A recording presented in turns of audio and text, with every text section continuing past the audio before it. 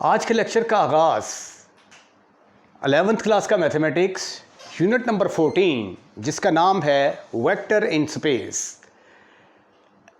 Exercise start करना चाहते हैं हम 14.3, लेकिन 14.3 तक पहुंचने के लिए एक आर्टिकल है cross product of two vector, उसके बारे में जानना बड़ा ज़रूरी है और उसकी प्रॉपर्टीज़ वगैरह क्या हैं। तो हम उसकी डेफिनेशन करेंगे, उसकी डेफिनेशन को इस्तेमाल करते हुए क्वेश्चंस करेंगे, कुछ प्रॉपर्टीज़, और उन प्रॉपर्टीज़ को इस्तेमाल करते हुए क्वेश्चंस के प्रूफ करेंगे। बिस्मिल्लाहिर्रहमानिर्रहीम। आज हम 11th क्लास का मैथमेटिक्स जो नया सिलेबस आया है 2025 के स्टूडेंट्स को पढ़ाया जा रहा है, उसका यूनिट नंबर 14 जिसका नाम है वेक्टर इन स्पेस, उसकी एक्सरसाइज 14.3 करना चाहते हैं। लेकिन उससे पहले 14.3 तो तब आपको समझ आएगी अगर आपको पता होगा क्रॉस प्रोडक्ट क्या है। क्रॉस प्रोडक्ट या वेक्टर प्रोडक्ट एक ही चीज़ के दो नाम हैं और इसकी प्रॉपर्टीज़ क्या हैं। तो पहले हम इसकी डेफिनेशन करेंगे, फिर प्रॉपर्टीज़ को डिस्कस करेंगे, फिर इसके इस्तेमाल करते हुए एक्सरसाइज के क्वेश्चन का तिया पांचा करेंगे। तो आइए पहले हम डिफ़ाइन करते हैं क्रॉस प्रोडक्ट क्या है या वेक्टर प्रोडक्ट क्या है। मैंने आपको बताया था कि वेक्टर की जो है मल्टीप्लिकेशन के दो तरीके हैं। एक तरीका आप पढ़ चुके हैं, दोनों वेक्टर्स के दरमियान डॉट लगा दिया जाता है और जब ये दो वेक्टर आपस में मल्टीप्लाई होते हैं तो जवाब एक स्केलर नंबर आता है। लेकिन अगर दो वेक्टरों को मल्टीप्लाई करने से आपका आंसर एक वेक्टर क्वांटिटी आ जाए तो उसको हम कहते हैं क्रॉस प्रोडक्ट। तो क्रॉस प्रोडक्ट की डेफिनेशन फिर क्या है mathematically? The cross product of two vectors, एक है हमारे पास a1i a2j a3 के, दूसरा है b1i b2j b3 के। दो वेक्टरों की क्रॉस प्रोडक्ट एक वेक्टर क्वांटिटी होगी जिसको हम इस तरीके से डिफाइन करेंगे। a cross b is equal to, पहली रो में i j k आ जाएगा, दूसरी रो में a के कोऑर्डिनेट, तीसरी रो में b के कोऑर्डिनेट। अब ये एक डिटर्मिनेंट बन गया है। तो अगर आपको डिटर्मिनेंट की प्रॉपर्टीज़ वगैरह आती हैं, जो डिटर्मिनेंट एक्सपेंड करना आता है, तो ये टॉपिक आपके लिए बहुत ही आसान होने वाला है। आप ऐसा करें, इस डिटर्मिनेंट को एक्सपेंड कर लें, आपके पास ये एक वेक्टर आ गया, ये दो वेक्टरों की क्रॉस प्रोडक्ट के बराबर है। अब हम इसकी प्रॉपर्टीज़ देखते हैं, प्रॉपर्टीज़ ऑफ क्रॉस प्रोडक्ट क्या हैं। अच्छा, डॉट प्रोडक्ट में तो a dot b dot a के बराबर होता था, यहाँ पे a क्रॉस b और b क्रॉस a बराबर नहीं होंगे, क्योंकि जब आप b क्रॉस a की बात करते हैं ना, तो b क्रॉस a से मुराद है पहली रो में i j के, दूसरी में b के कोऑर्डिनेट और तीसरी में a के कोऑर्डिनेट। तो ये एक्चुअली क्या होता है कि b क्रॉस a में दो करीबी रोज़ इंटरचेंज हो जाती हैं, तो इसलिए ये दोनों आपस में बराबर नहीं हो सकते। Commutative law does not hold in cross product.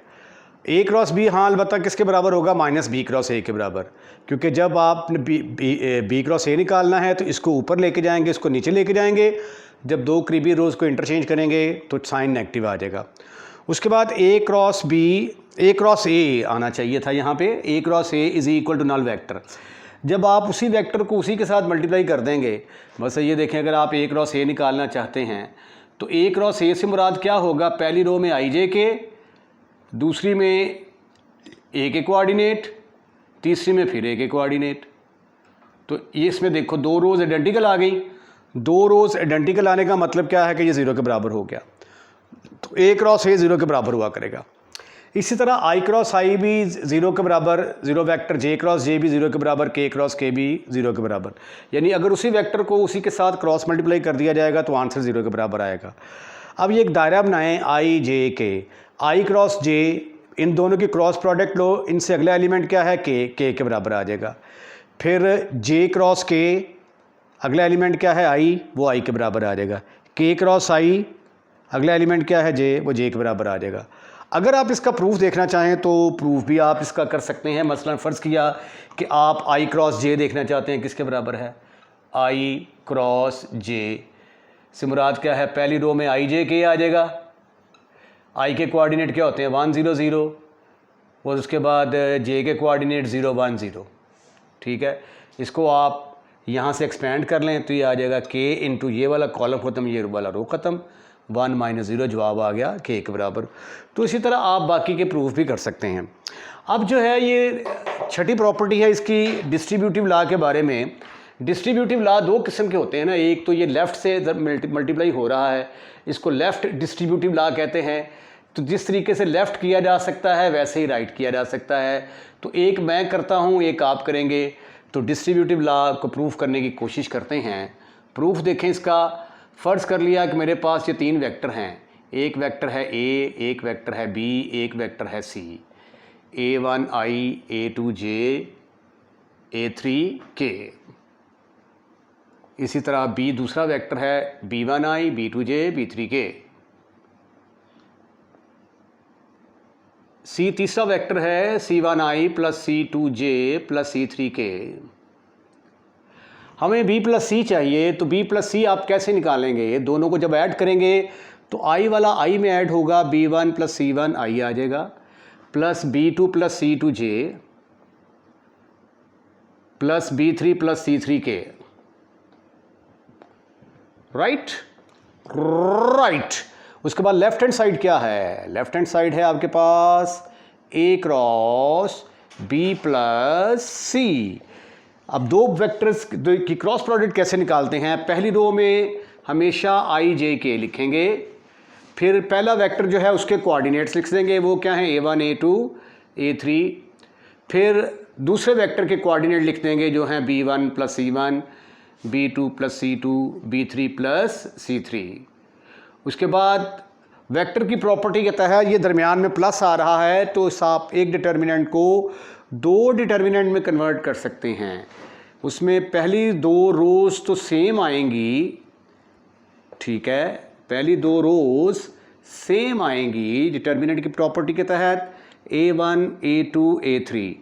पहली रो में प्लस से पहले वाली वैल्यूज़ आ जाएंगी, प्लस से पहले क्या है B1, B2, B3, और दूसरी में दूसरे डिटर्मिनेंट में प्लस के बाद वाली वैल्यूज़ आ जाएंगी।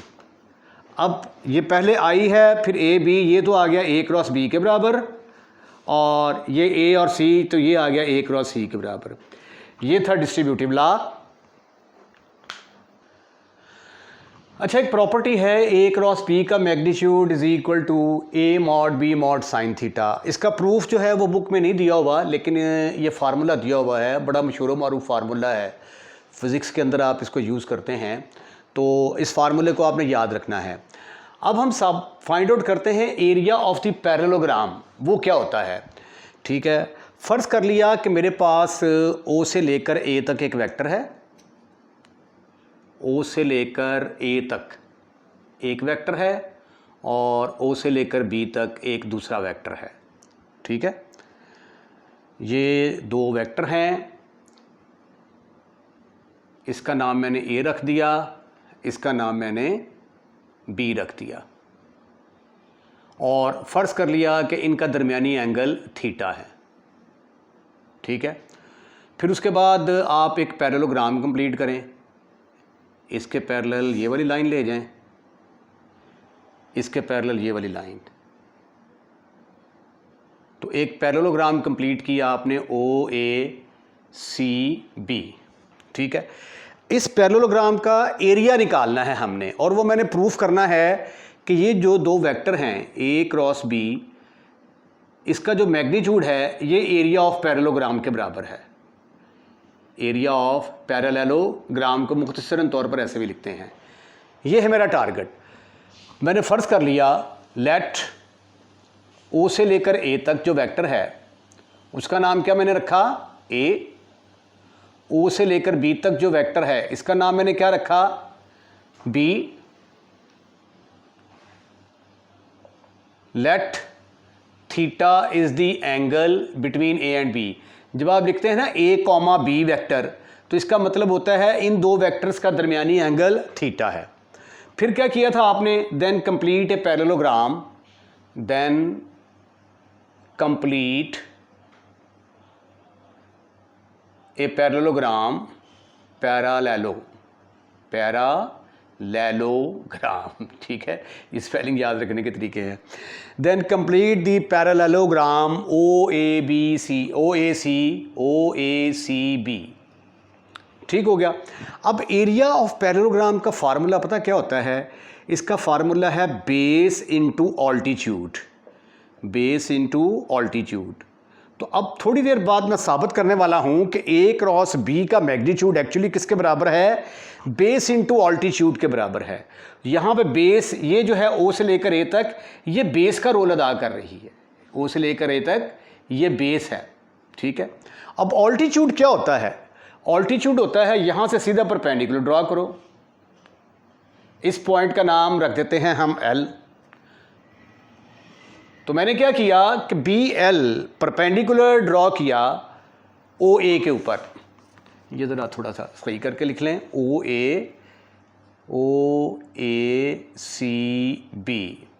नाउ ड्रॉ बी एल क्या किया, परपेंडिकुलर ड्रॉ किया किसके ऊपर, ओ ए के ऊपर। तो from right angle triangle A B, from right angle triangle, ये मैंने राइट एंगल ट्राइंगल बना दी, ओ एल बी, इस राइट एंगल ट्राइंगल में B L perpendicular over hypotenuse किसके बराबर होगा, perpendicular over hypotenuse sine theta के बराबर होता है। ये सारी चीज़ मैं किस लिए कर रहा हूं, बी एल निकालने के लिए। बी एल एक्चुअली क्या है, ऑल्टीट्यूड है। तो ये आ गया ओ बी का magnitude into sine of theta. अब ओ से लेकर बी तक ये किसके बराबर है, बी के बराबर। तो ये आ गया B magnitude sine of theta. B L मेरे पास निकल आया, बी से लेकर एल तक, ये क्या है, ऑल्टीट्यूड है, altitude. Altitude B L is equal to B magnitude sine of theta. अब आप देखें ज़रा, ये फार्मूला तो आप जानते ही हैं कि as we no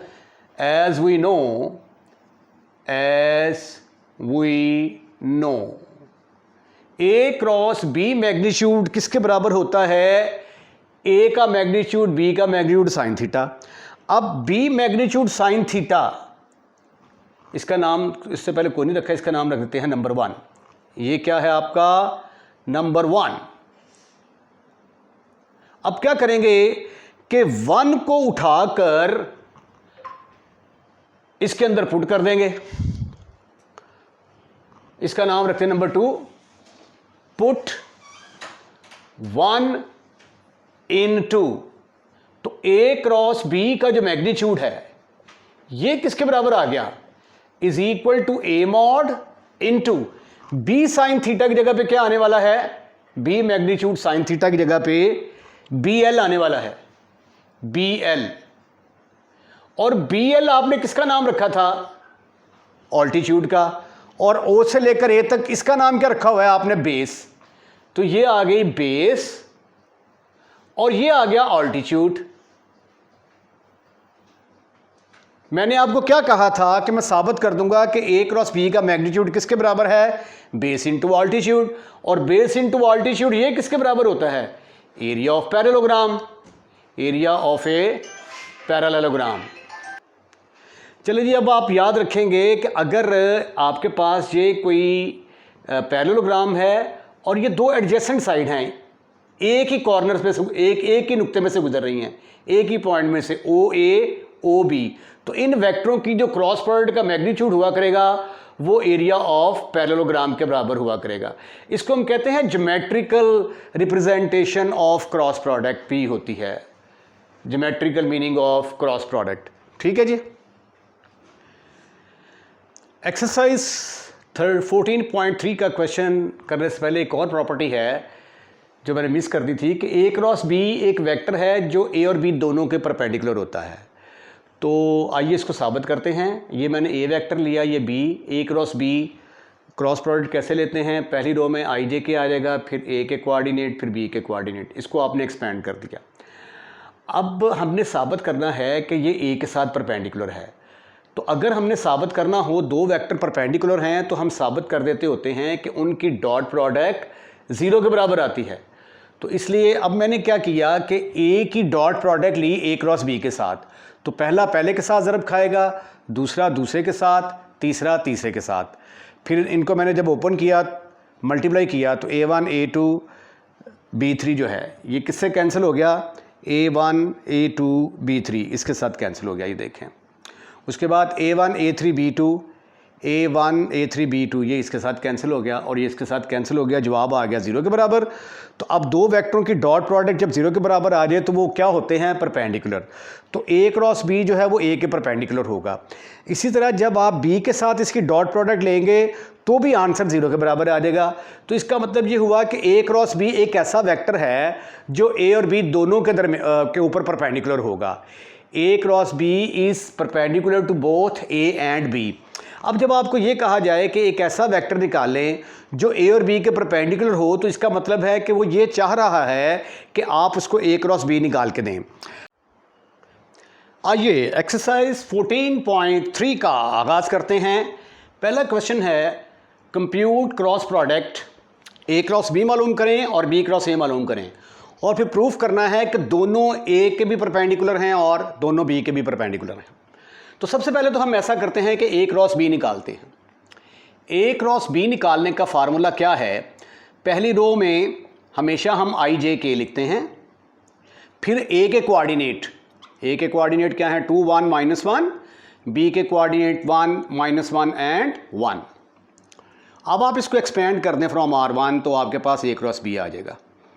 expand from R1 you will gate I into, determinant आपको एक्सपेंड करना आता होगा, ये वाला कॉलम ख़त्म, ये वाला रो ख़त्म, ठीक है। तो इसको इससे मल्टीप्लाई किया माइनस इसको इससे मल्टीप्लाई किया तो ये आ गया 1 + 1, तो ये -1 हो गया, क्योंकि साइन चेंज करना होता है ना, दिस इंटू दिस, फिर इनको मल्टीप्लाई करके साइन चेंज कर दें, ठीक है। उसके बाद -j इंटू ये कॉलम ख़त्म, ये रो ख़त्म, तो ये आ गया 2, तो ये -1 आ गया, इसको +1 कर देंगे, 2 + 1, फिर k इंटू ये वाला कॉलम ख़त्म, ये वाला रो ख़त्म, इसको इससे मल्टीप्लाई करेंगे, इसको इससे मल्टीप्लाई करेंगे, तो ये आ जाएगा -2 -1, that's all. This is equal to -3j -3k। 0i भी लिखने साथ अच्छा होता है सेहत के लिए।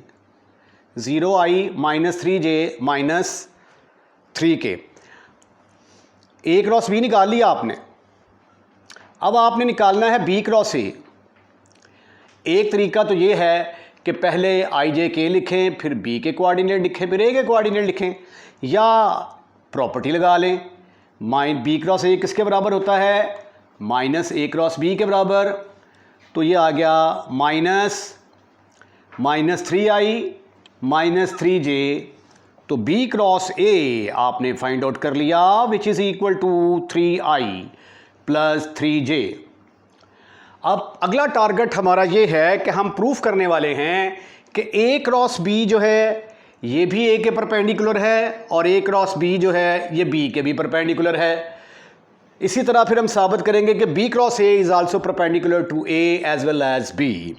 Now what is my next target, we shall show, अब हम शो करेंगे कि A cross B is perpendicular to A। A के परपेंडिकुलर अगर होगा, अगर दो वेक्टरों की डॉट प्रोडक्ट 0 के बराबर आ जाए ना, तो वेक्टर क्या होते हैं, आपस में परपेंडिकुलर होते हैं, ठीक है। अब मैंने साबित करना है कि A क्रॉस B जो है that is perpendicular to A cross B is perpendicular to A। तो मुझे प्रूफ करना पड़ेगा ना कि इन दोनों की डॉट प्रोडक्ट 0 के बराबर आती है। तो A क्रॉस B की डॉट प्रोडक्ट लूंगा मैं A के साथ, अगर तो ये 0 के बराबर आ गया तो मैं कह दूंगा कि ये परपेंडिकुलर हैं। A क्रॉस B वेक्टर मैंने कैलकुलेट किया था, -3i -3j, नहीं पूरा ही लिखो vector, 0i -3j -3k dot A vector क्या था मेरे पास, 2i + j + k, 2i + j - k, dot product कैसे लेते हैं? आई वाला कंपोनेंट आई वाले से मल्टीप्लाई होगा, जे वाला कंपोनेंट -3 जे वाले कंपोनेंट के साथ मल्टीप्लाई होगा, के वाला कंपोनेंट माइनस के वाले कंपोनेंट के साथ मल्टीप्लाई होगा। Your answer is 0 -3 + 3 -3 + 3 0। तो दोनों की डॉट प्रोडक्ट 0 के बराबर आ गई ख़वातीनो हजरात। तो फिर इसका मतलब क्या हुआ कि A क्रॉस B परपेंडिकुलर है A के।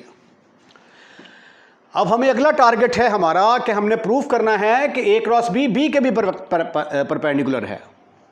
Now we proof A cross B is perpendicular to B। अब साबित करना है कि ये B के परपेंडिकुलर है। मुझे साबित करना पड़ेगा कि इन दोनों की डॉट प्रोडक्ट 0 के बराबर आती है। A डॉट B की डॉट प्रोडक्ट, अगर इन दोनों की डॉट प्रोडक्ट 0 के बराबर आ गई तो मैं ये कह दूंगा कि A क्रॉस B जो है ये B के परपेंडिकुलर है। A क्रॉस B मेरे पास है 0i -3j -3k। B vector मेरे पास मौजूद था in shape of i - j + k, i - j + k। This is further equal to 0 को मल्टीप्लाई करने आप 1 के साथ, -3 को मल्टीप्लाई कर देंगे आप, इसका कोएफिशिएंट क्या है -1, k का कोएफिशिएंट -3 1 -3 × 1, तो ये आ गया -3 -3।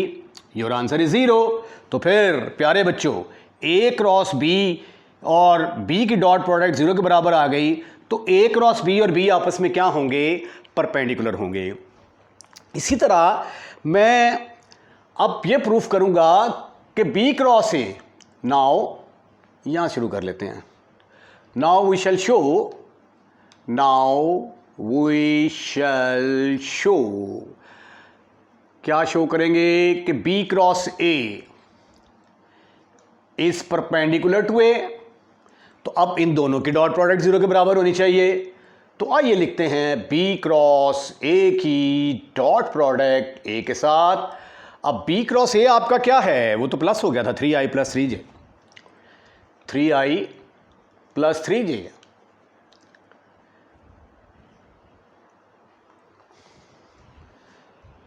थ्री आई + 3j नहीं था, ये 3j + 3k था।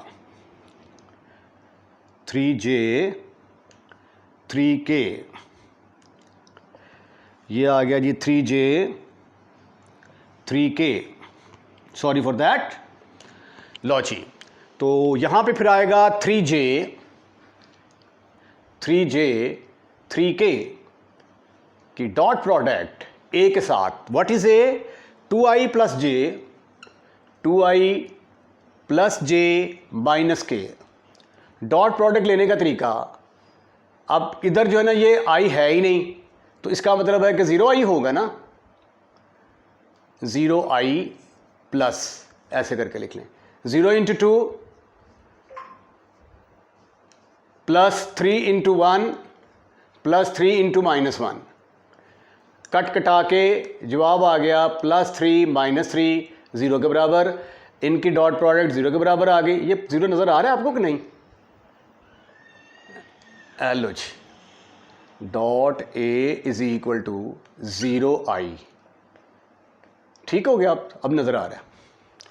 लो जी, इनकी डॉट प्रोडक्ट 0 के बराबर आ गई, तो देयरफॉर B क्रॉस A क्या हो गया भाई? ये तो परपेंडिकुलर हो गया A के। अब एक चीज़ और साबित करनी बाकी है कि B cross A is perpendicular to B। Now we proof B cross A is perpendicular to B। तो अब क्या करेंगे? B क्रॉस A की डॉट प्रोडक्ट लेंगे B के साथ।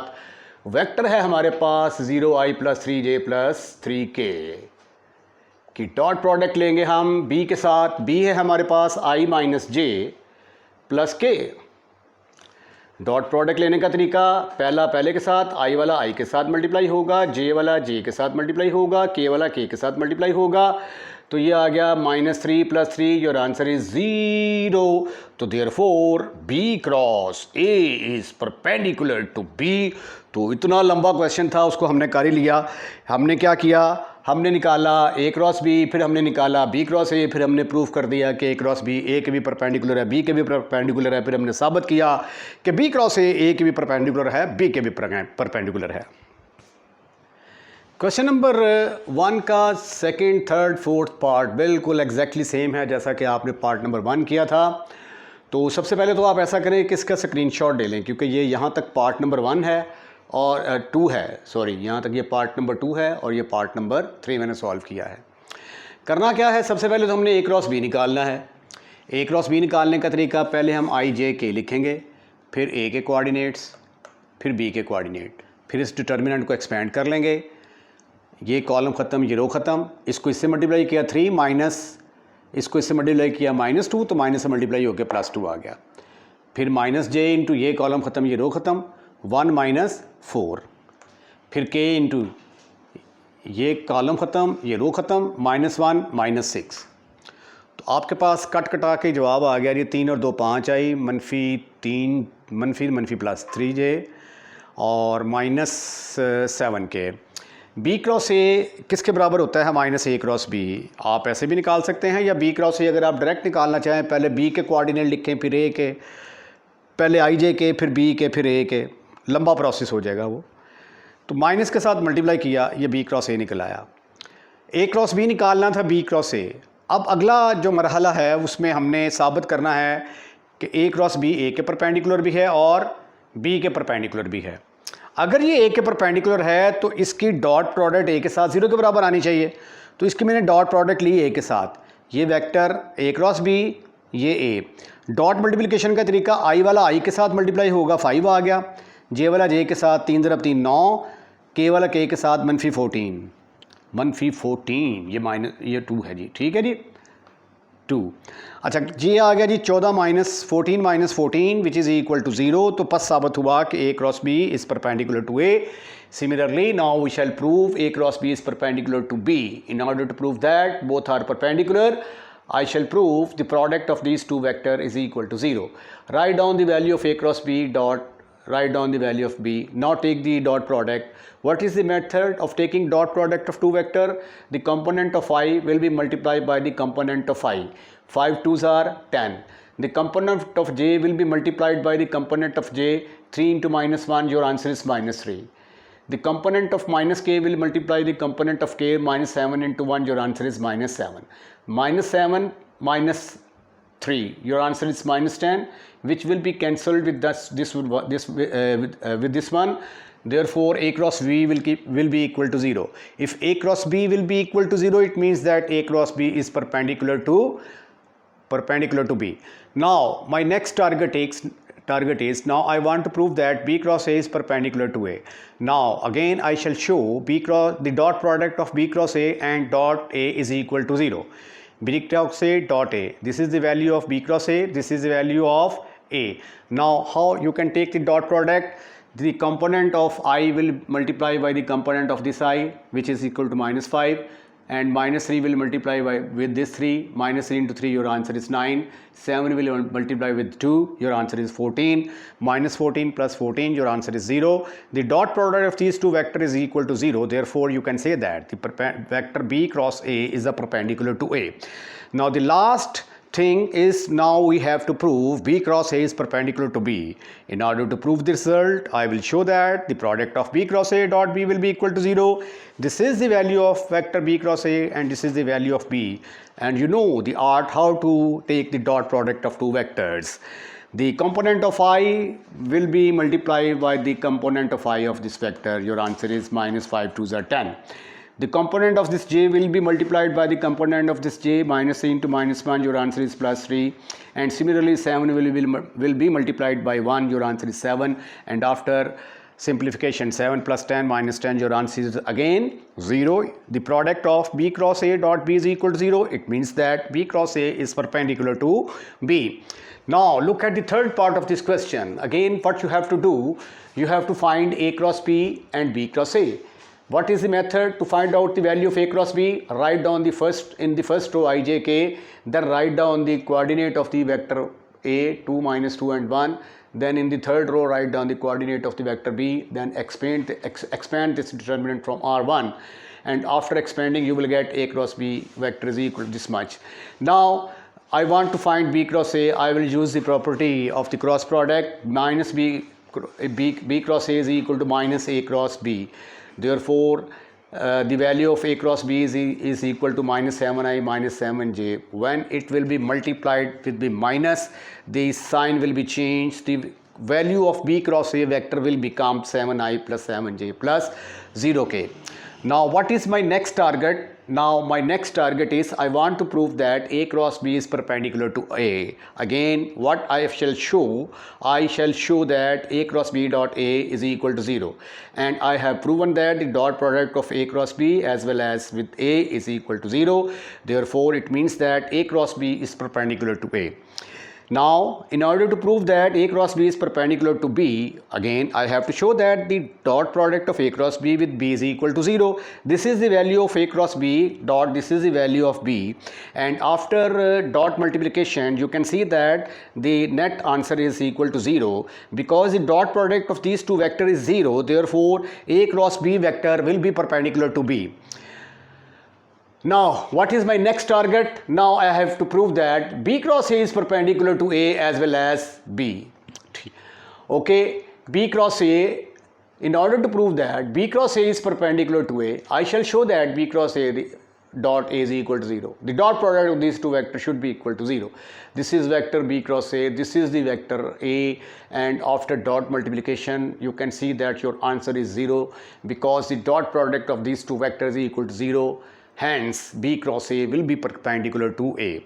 Now the last, now we prove B cross A is perpendicular to B. For that again I have to show that the dot product of B cross A with B is equal to 0. This is a vector B cross A dot, this is a vector B. I have a small place, therefore I have written the vector B in the next line. When you will multiply these two, you will get 7 into minus 1, minus 7, 7 into plus 1, 7, 0 into 3, your answer is 0, minus 7 plus 7, your answer is 0. Again you can see that the product, cross product of B cross A dot B is equal to 0. Therefore B cross A is perpendicular to B. और यही आपने proof करना था. तो ये था question number 1 का third part. अब क्वेश्चन नंबर 1 का फोर्थ पार्ट जो है that is left as an exercise. ये आपने खुद ट्राई करना है और मुझे कमेंट्स में बताना है कि sir I have done right. In case of any problem आप मुझे बताइएगा, मैं व्हाट्सएप पर आपको इसका सोल्यूशन प्रोड्यूस कर दूंगा. क्वेश्चन नंबर 2 की तरफ चलते हैं. स्टेटमेंट है find a unit vector perpendicular to the plane A and B. A और बी से जो प्लेन बनता है उसके परपेंडिकुलर वेक्टर या ए क्रॉस बी के परपेंडिकुलर, ए और बी के परपेंडिकुलर वेक्टर बात एक ही है. ठीक है, ये ए वेक्टर है अगर, तो ये बी वेक्टर है, तो ये प्लेन बन गया. तो आपने कैसा वेक्टर निकालना है जो इनके परपेंडिकुलर हो. तो ऐसा वेक्टर जो ए और बी के परपेंडिकुलर होता है वो कौन सा वेक्टर होता है? A cross B. तो एक्चुअली आपने क्या करना है, आपने फाइंड आउट करना है A cross B. Find a unit vector, unit vector तो बाद में देखेंगे. Find a vector perpendicular to the plane A and B, ऐसा वेक्टर जो ए और बी के परपेंडिकुलर हो. ठीक है, the vector perpendicular to both A and B will be A cross B. तो एक यानी हमने इन दोनों की क्रॉस प्रोडक्ट निकालनी है. उसके बाद also find the sine of the angle between them. फिर इन दोनों वेक्टरों का दरमियानी साइन ऑफ द एंगल जो है, साइन थीटा की वैल्यू जो है वो हमने मालूम करनी है. तो first we find A cross B, या आप यूँ लिखें the vector perpendicular in order to find, ये फिक्रा सही रहेगा, in order to find a vector perpendicular to both A and B, we have to find A cross B. We have to find, हमें क्या मालूम करना पड़ेगा? ए क्रॉस बी वेक्टर मालूम करना पड़ेगा। अब ए क्रॉस बी वेक्टर किसके बराबर होगा? पहली रो में आई जे के, फिर यहां पे आ जाएगा A1 A2 A3, B1 B2 B3। लेकिन हमारे पास तो ए और बी की वैल्यूज मौजूद हैं, तो अब A1 A2 A3 की जगह पे क्या पुट करूंगा मैं? 1 6 एंड -3, और B की जगह पे 2 1 3 मौजूद हैं, तो B1 B2 B3 की जगह पे क्या लिख दूंगा मैं? 2 1 3। अब आप इस डिटर्मिनेंट को एक्सपेंड कर लें जी, expand from R1, but you will get expand from R1। R1 से एक्सपेंड किया तो ये आ गया I इंटू, ये कॉलम ख़त्म ये रो ख़त्म, 18 जमा 3 माइनस J इंटू, ये कॉलम ख़त्म ये रो ख़त्म, 3 + 6 प्लस K इंटू, ये कॉलम ख़त्म ये रो ख़त्म, 1 - 12, 1 - 12, right. This is further equal to 21I minus 9J minus 11K। ये हमने निकाल लिया है, A क्रॉस B निकाल लिया है, लेकिन ये वेक्टर है जो A और B दोनों के परपेंडिकुलर है, लेकिन हमें चाहिए यूनिट वेक्टर। तो यूनिट वेक्टर किसके बराबर होता है? A vector divided by its magnitude.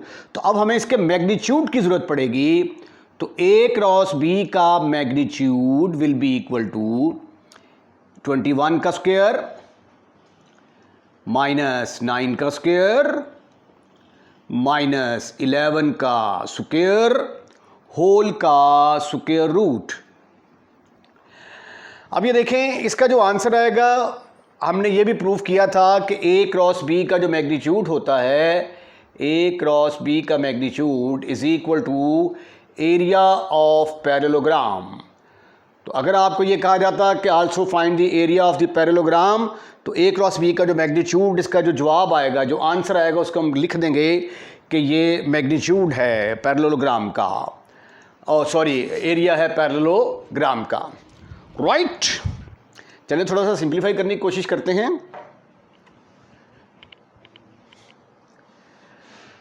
A cross B का magnitude is equal to A cross B का मैग्नीट्यूड किसके बराबर आ गया?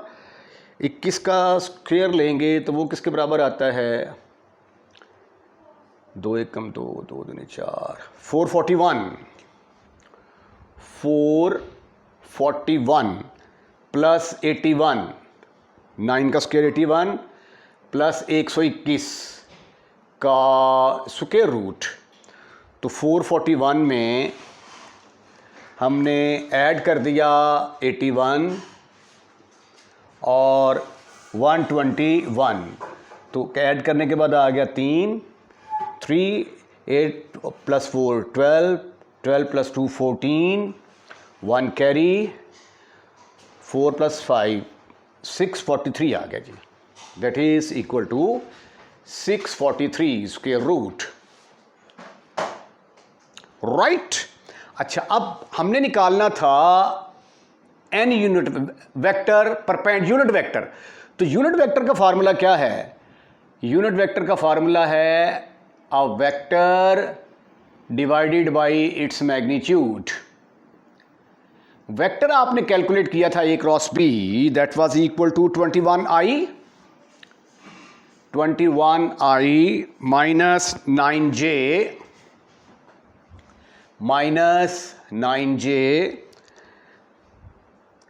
Plus minus 11K over 643। उसके बाद साइन थीटा का फार्मूला क्या था? साइन थीटा बराबर होता है a क्रॉस b का मैग्नीट्यूड ओवर a का मैग्नीट्यूड b का मैग्नीट्यूड। साइन थीटा के लिए ये वाला फार्मूला यूज कर लें। a क्रॉस b का मैग्नीट्यूड निकाला आपने स्क्वायर रूट ऑफ 643। a का मैग्नीट्यूड तो हमने निकाला ही नहीं है, ठीक है। तो आइए पहले अब हम a का मैग्नीट्यूड भी निकाल लेते हैं, क्योंकि a मैग्नीट्यूड की हमें ज़रूरत पड़ गई है। अभी देखिए a मैग्नीट्यूड निकाला, कैसे निकालेंगे? i वाले का स्क्वायर प्लस j वाले का स्क्वायर प्लस k वाले का स्क्वायर। 1 का स्क्वायर 1, 6 का स्क्वायर 36, 3 माइनस 3 का 9, ये आ गया square root of 45। b magnitude लेंगे तो फिर ये आ जाएगा 4 + 1 + 9, 4 + 1 + 9 स्क्वायर रूट ऑफ 14। अब फार्मूला क्या है साइन थीटा का? a cross b magnitude over a mod b mod. ये फार्मूला आपने याद रखना है।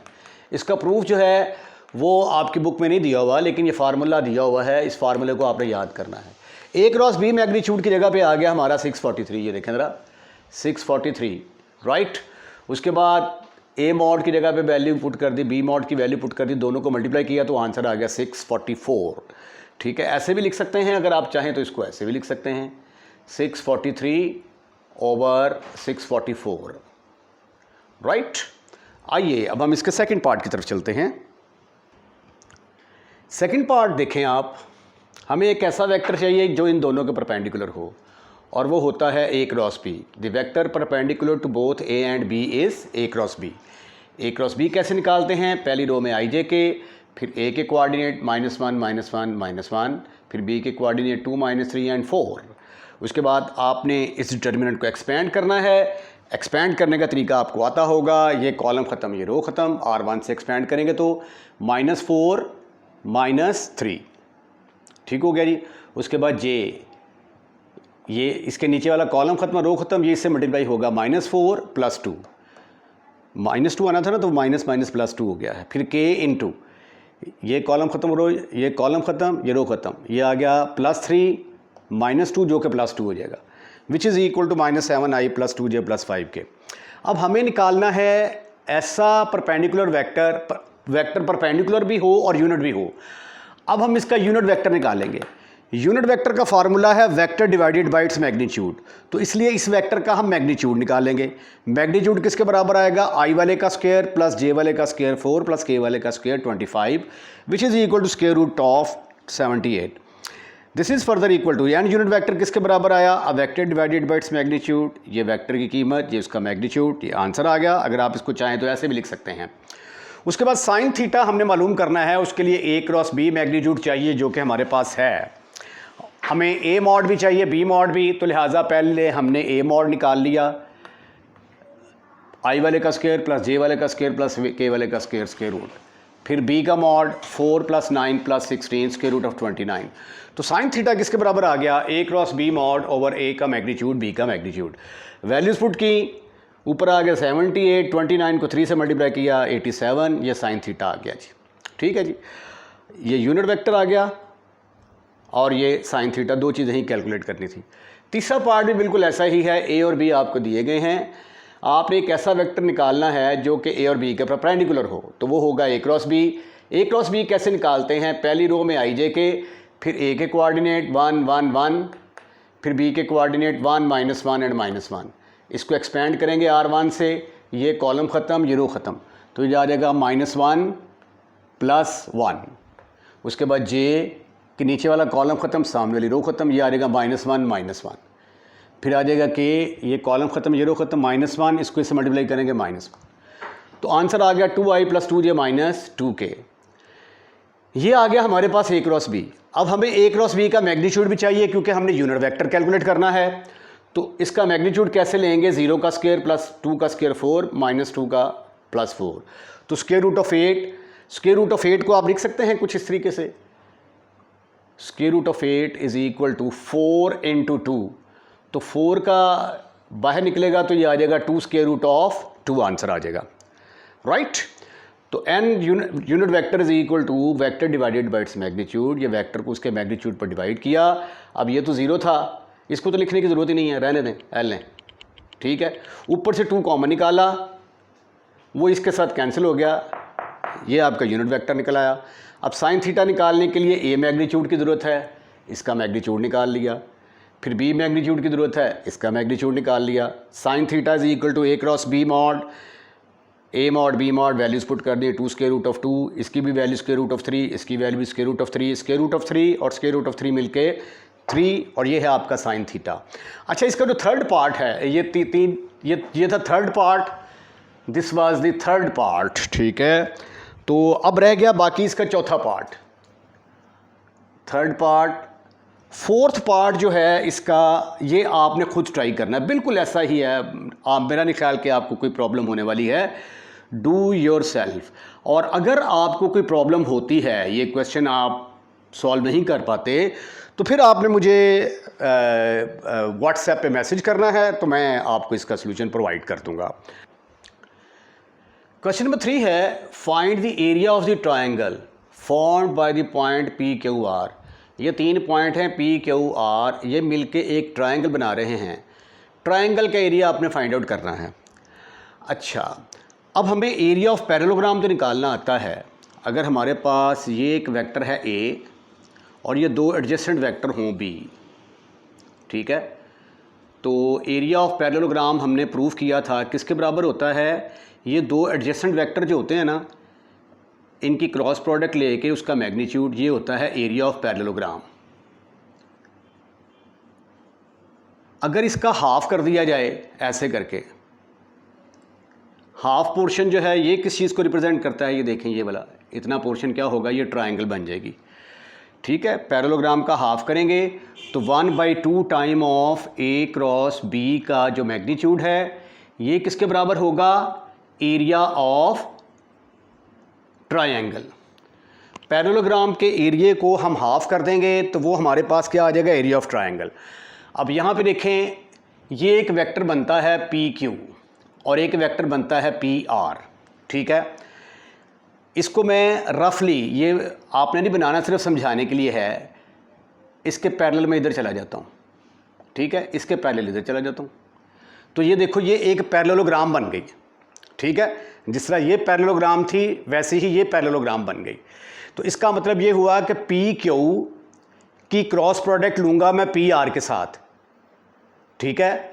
तो जब इन दोनों की क्रॉस प्रोडक्ट लूँगा और उसका मैग्नीट्यूड लूँगा तो वो एरिया ऑफ पैरेललोग्राम आएगा, उसको 2 पर डिवाइड कर दूंगा तो एरिया ऑफ द ट्राइंगल के बराबर आ जाएगा। तो इसलिए अब मुझे क्या करना है, P Q vector find out करना है, P R vector find out करना है, फिर उनकी मुझे क्रॉस प्रोडक्ट चाहिए होगी, फिर मुझे उसका मैग्नीट्यूड चाहिए होगा। तो आइए ये सब चीज़ें कैलकुलेट करने की कोशिश करते हैं। सबसे पहले हम फाइंड आउट करते हैं P Q. P Q vector किसके बराबर आ जाएगा, क्यू में से पी के कोऑर्डिनेट माइनस कर दें, 1 2 0, माइनस पी के कोऑर्डिनेट माइनस किए तो आगे 2 3 5, 1 में से 2 निकाल दिया, 2 में से 3 निकाल दिया, 0 में से 5 निकाल दिया, तो ये आपके पास आया -1, फिर -1 -5। पी क्यू वेक्टर आपने निकाल लिया, जिसको आप ऐसे भी लिख सकते हैं -i -j -5k। ये हमने निकाला है पी क्यू। दूसरी एडजेसेंट साइड बनती है पी आर। अब हम निकालेंगे पी आर, ठीक है। एक पॉइंट दोनों में ज़रूर कॉमन, ये देखना पी क्यू है तो इधर भी फिर पी क्यू है तो पी आर होना चाहिए, या अगर क्यू पी है तो क्यू आर होना चाहिए, या आर पी है तो आर क्यू होना चाहिए, ठीक है। एक पॉइंट ज़रूर कॉमन होगा दोनों में, उनकी आपने क्रॉस प्रोडक्ट लेनी होती है। पी आर किसके बराबर आएगा, आर में से पी के कोऑर्डिनेट माइनस करते हैं। आर के कोऑर्डिनेट हैं 4 1 2, पी के कोऑर्डिनेट हैं 2 3 5। जब हम इनको माइनस करेंगे तो आपके पास क्या आएगा, 4 में से 2 माइनस कर दिए, 1 में से 3 माइनस कर दिए, 2 में से 5 माइनस कर दिए मैंने। तो this is equal to 2 -2 and -3। जिसको आप वेक्टर की शक्ल में, ये भी वेक्टर की शक्ल है, एक तरीका ये है स्क्वायर ब्रैकेट वाला, अगर आप चाहें तो आप ऐसे भी लिख सकते हैं 2j - 3k। ये है मेरे पास PR। जब दो एडजेसेंट वेक्टर आ जाएं तो फिर मुझे क्या चाहिए, उनकी क्रॉस प्रोडक्ट चाहिए। ठीक है, तो अब मैं क्या करूंगा, इनकी क्रॉस प्रोडक्ट निकालूंगा। तो आइए अब हम PQ और PR की क्रॉस प्रोडक्ट निकालते हैं। अब PQ क्रॉस PR, ठीक है, पहली रो में मैंने लिख दिया IJ के। अब PQ के कोऑर्डिनेट क्या हैं, -1 - 1 - 5, -1 - 1 - 5। PR के कोऑर्डिनेट क्या हैं, 2 - 2 - 3, 2 - 2 और -3। अब आप इस डिटर्मिनेंट को एक्सपेंड करें, expand from R1, expand from row 1। I into determinant expand करना आपको आना चाहिए। ये कॉलम ख़त्म, ये रो ख़त्म, तो ये आ जाएगा 3 + 3 - 10। मैं ये एज्यूम कर रहा हूँ कि आपको डिटर्मिनेंट एक्सपेंड करना आता है। अब ये वाला कॉलम ख़त्म, ये रो ख़त्म, तो ये आ जाएगा +3 + 3 + 10 +k इंटू, ये कॉलम ख़त्म, ये रो ख़त्म, +2 +2 +2। This is further equal to -7i - 13j + 4k। ठीक है, तो एरिया पहले अब हम निकालते हैं PQ क्रॉस PR का मैग्नीट्यूड निकालते हैं हम। मैग्नीट्यूड निकालने का तरीका, I वाले का स्क्वायर प्लस J वाले का स्क्वायर, 13 का स्क्वायर 169, 4 का स्क्वायर 16। इनको ऐड करने से क्या आता है, ये 49 65 169 में 65 को ऐड किया, 9 × 5 14 से 6 6 12 1 13 234 234 स्क्वायर रूट ऑफ 234। तो एरिया ऑफ ट्रायंगल ABC किसके बराबर आ जाएगा, एरिया ऑफ ट्रायंगल ABC तो नहीं है भाई, PQR है। PQR is equal to 1/2 time of PQ cross PR की मैग्नीट्यूड, क्रॉस PR की मैग्नीट्यूड। राइट राइट, तो ये आ गया square root of 34 divided by 2 square unit. Square unit, क्योंकि जो यूनिट होते हैं एरिया के वो स्क्वायर होते हैं। ठीक है जी, आइए अब हम सेकंड पार्ट की तरफ चलते हैं। अच्छा, आंसर मैंने चेक किया है, उसमें फैक्टर वो बनाए हुए हैं, उसने स्क्वायर रूट से बाहर निकाला हुआ है। तो 234 के जो फैक्टर बनेंगे 3 × 3 × 2 × 13। अब ये जो 3 है ये बाहर आ जाएगा, स्क्वायर रूट के अंदर 26 रह जाएगा। तो 234, या फिर आप इसको ऐसे भी लिख सकते हैं, ऊपर आ गया 3 square root of 26 divided by 2 square unit. चलें जी, अब हम इसका सेकंड पार्ट हल करने की कोशिश करते हैं। सेकंड पार्ट इसका, P हमारे पास था 001 Q 2 - 21 R - 132। ये फिगर बनाई PQR, हमें PQ वेक्टर और PR की ज़रूरत है। तो PQ निकाला कैसे, Q के कोऑर्डिनेट में से P के माइनस कर दिए, ये Q के कोऑर्डिनेट, ये P के कोऑर्डिनेट, माइनस किया, 2 में से 0 गए, 1 में से 0 गया, 2 में से 1 गया, तो ये आ गया 2 - 1 and 1, जिसको आप 2i - j + k लिख सकते हैं। फिर उसके बाद PR निकालना है, तो ये R में से P के कोऑर्डिनेट निकालेंगे। R के कोऑर्डिनेट हैं -132, P के 001, दोनों को माइनस किया तो मेरे पास वेक्टर आ गया -131। इसको -i + 3j + k लिखा जा सकता है। अब एरिया ऑफ ट्रायंगल निकालने के लिए मुझे PQ क्रॉस PR की मैग्नीट्यूड की ज़रूरत है। तो पहले मैं P Q cross P are निकालूंगा। इसका नतीजा रिजल्ट ये कैसे निकालते हैं, पहली रो में आई जे के, फिर पी क्यू के कोऑर्डिनेट 2 -1 एंड 1, फिर पी आर के कोऑर्डिनेट -1 3 1, फिर आपने इसको एक्सपेंड करना है। एक्सपेंड करेंगे, ये कॉलम ख़त्म, ये रो ख़त्म, आपके पास आ गया -1 -3, फिर जे, ये कॉलम ख़त्म, ये रो ख़त्म, इसको इससे मल्टीप्लाई करेंगे 2 माइनस माइनस प्लस 2 + 1 हो जाएगा, फिर प्लस के इंटू ये कॉलम, ये रो ख़त्म, 6 में से 1 गया, तो ये आ गया -4i -3j + 5k। अब आप इसका लें मैग्नीट्यूड, मैग्नीट्यूड लेंगे तो वो किसके बराबर आएगा, -4 का स्क्वायर 16, -3 का स्क्वायर 9, 5 का square 25 which is equal to square root of 50। Area of triangle किसके बराबर होता है, 1/2 P Q cross P R. ये एरिया ऑफ पैरेललोग्राम होता है, उसका हाफ करेंगे तो एरिया ऑफ ट्राइंगल आ जाएगा। इसकी वैल्यू 50 है। 50 को मैंने देखा है 25 × 2 लिखा जा सकता है, तो 25 जब बाहर आएगा तो 5 स्क्वायर रूट ऑफ 2/2, तो स्क्वायर रूट ऑफ 2/2 को आप ऐसे भी काट सकते हैं, ये देखें ना, 5 स्क्वायर रूट ऑफ 2, जो डिनोमिनेटर में 2 है उसको आप square root of 2 square root of 2 कर सकते हैं, तो ये 5 स्क्वायर रूट ऑफ 2। ये भी ऊपर वाला भी आंसर ठीक है, ये वाला भी आंसर ठीक है, पीछे पता नहीं कौन से वाला आंसर दिया हुआ है, ठीक है। वैसे आमतौर पे तो डिनोमिनेटर में स्क्वायर रूट हम नहीं लेते, तो मेरा ख्याल है मोस्ट प्रोबेबली यही वाला आंसर हो।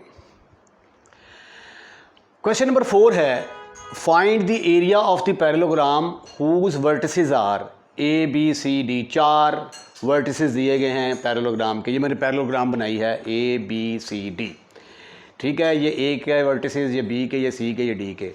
आपने इसका एरिया निकालना है। एरिया ऑफ ट्राइंगल जो है वो किसके बराबर, एरिया ऑफ पैरेललोग्राम किसके बराबर होता है, 2 एडजेसेंट साइड लेनी है आपने। यहाँ से अगर शुरू किया ना आपने ए बी, तो दूसरा वेक्टर भी वही लेना है जो ए से निकलता हो, ए डी, ठीक है ना। आप A B cross A D की डॉट क्रॉस प्रोडक्ट लेके उसका मैग्नीट्यूड ले सकते हैं, या आप अगर बी पे आते हैं तो फिर आपको बी ए बी सी लेना पड़ेगा। बी ए बी सी की क्रॉस प्रोडक्ट लेके उसका मॉड लेंगे तो भी आपका क्या निकल आएगा, एरिया ऑफ पैरेललोग्राम निकल आएगा। अगर आप यहाँ पे खड़े हैं तो फिर सी बी और सी डी, तो C B cross C D का मैग्नीट्यूड लोगे तो भी एरिया ऑफ द पैरेललोग्राम निकल आएगा और सबका आंसर सेम होगा, राइट। तो इसी तरह अगर आप डी ए इसको फिक्स करते हैं, डी से लेकर ए तक, वो फिर ए डी नहीं ना आएगा, डी ए आएगा, डी ए डी सी, इनकी क्रॉस प्रोडक्ट का मैग्नीट्यूड लेंगे तो वो भी एरिया ऑफ द पैरेललोग्राम के बराबर आ जाएगा, ठीक है। तो आइए अब हम ए बी कैलकुलेट करते हैं। ए बी कैलकुलेट करने का बड़ा आसान तरीका, बी के कोऑर्डिनेट में से ए के कोऑर्डिनेट माइनस कर दिए जाएं। ये बी के कोऑर्डिनेट आ गए, ए के कोऑर्डिनेट 1 1 1 है, दोनों को माइनस किया तो आंसर आ गया 4 - 1 2 - 1 3 - 1 and after simplification your answer is 3 1 2 which can be written as 3i + j + 2k, ठीक है। ये स्क्वायर ब्रैकेट्स में भी वेक्टर को रिप्रेजेंट किया जा सकता है, आई जे के की शक्ल में भी रिप्रेजेंट किया जा सकता है। ए बी कैलकुलेट कर लिया, अब आपको ए डी कैलकुलेट करना है। तो ए डी निकालने का तरीका, डी के कोऑर्डिनेट्स में से, डी के कोऑर्डिनेट क्या हैं 2 5 5 में से ए के कोऑर्डिनेट निकाल दो 1 1 1, you will gate 2 - 1 5 - 1 5 - 1। In the very next step you will have 1 4 4 which can be written as I plus 4j plus 4k. But in order to find the area of the parallelogram ABCD, I have to find the cross product of two vectors AB and CD. Therefore, my next target is to find out the cross product of AB, two adjacent vectors. You can take any two adjacent vector. I have taken AB and AD. Now the cross product of these two vector is AB cross into AD is equal to, in the first row you will have I, J, K. In the first row, in the second row you have to write down the coordinates of the vector AB, which are 3 1 and 2. 3 1 and 2. Now the coordinate of the point of the vector AD are 1 4 1. Write down them in the third row. अब आप क्या कर सकते हैं, now you can expand this column from row 1, expand from row 1। जब आप row 1 से expand कर लेंगे, then what you have to do, you have to find the magnitude of this vector and that magnitude will represent the area of the parallelogram ABCD।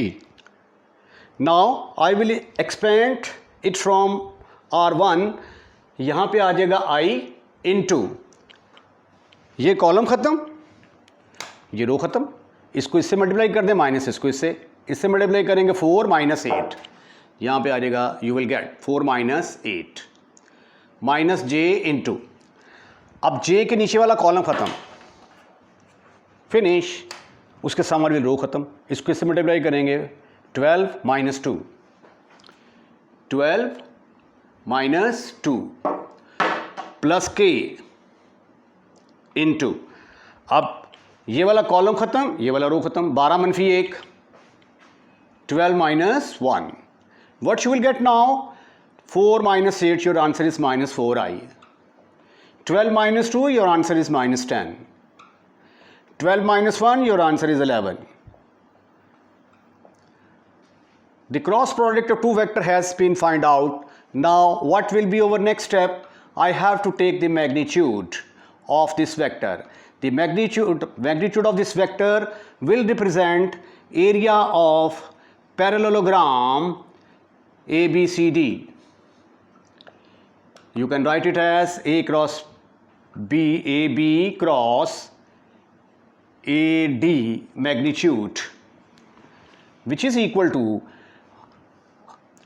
I का component क्या है, -4, component of I is -4, उसका square ले लें।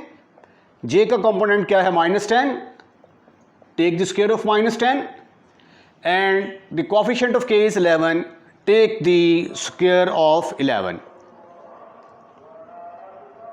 Your answer is 16 + 100 + 121, 221, 221 में 16 जमा किए तो 237, square root of 3 237 square unit is your answer.